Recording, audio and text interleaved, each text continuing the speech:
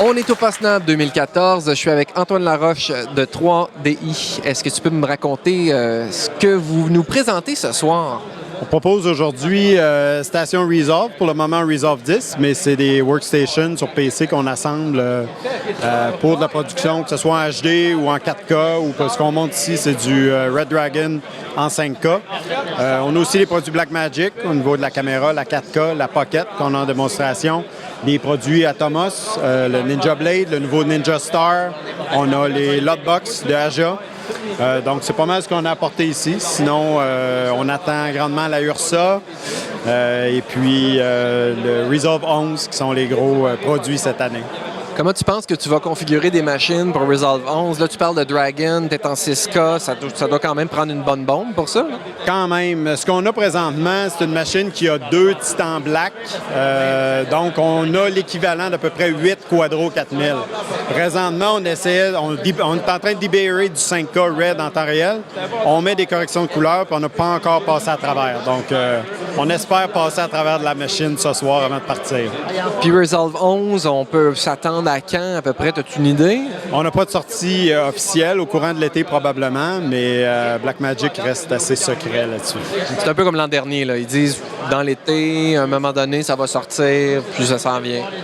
On n'est malheureusement pas dans le secret des dieux, donc on va suivre ça de près. Puis parle-moi donc des nouveaux produits d'Atomos.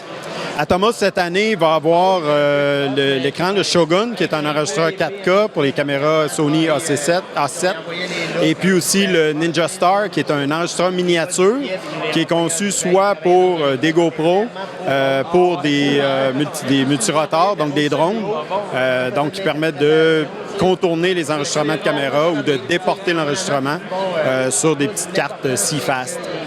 Ce soir, je vais parler des tendances vidéo pour les années à venir. Toi, qu'est-ce que tu vois dans tout ce que tu as vu cette année au NAB ou tout ce que tu as entendu, là? Qu'est-ce que tu penses qui va être la tendance qui va ressortir le plus cette année pour toi? C'est sûr qu'on est les 2 pieds dans le 4K pour le moment. Il y a une course à la résolution, toujours, 4K, 6K, 8K et autres.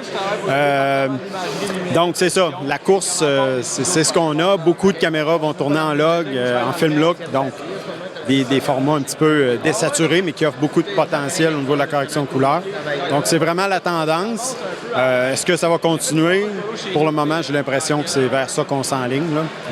Évidemment, à tourner à ce genre de résolution-là, tu te retrouves avec des montagnes de données. Qu'est-ce que tu proposes à tes clients dans ce temps-là? C'est sûr que ça dépend des budgets, premièrement, mais aussi des besoins. Il y a toujours moyen, même avec les caméras comme les 4K, d'utiliser la puissance du capteur 4K, mais d'enregistrer en ProRes HQ avec un Dynamic Range Film, ce qui est quand même un workflow super intéressant. Sinon, c'est sûr qu'il faut avoir l'espace disque pour pouvoir traiter ces fichiers-là. Donc, ça ne s'applique pas à toutes les productions. Des grosses séries télé se feront probablement pas en 4K RAW avant un petit bout de temps. Mais quelqu'un qui a le budget de mettre du stockage, pourquoi pas, les machines le supportent puis on est capable de le faire. Parfait. Je te remercie beaucoup, Antoine. Antoine de chez 3DI. Venez voir les nouveaux produits qu'ils ont à vous proposer cette année.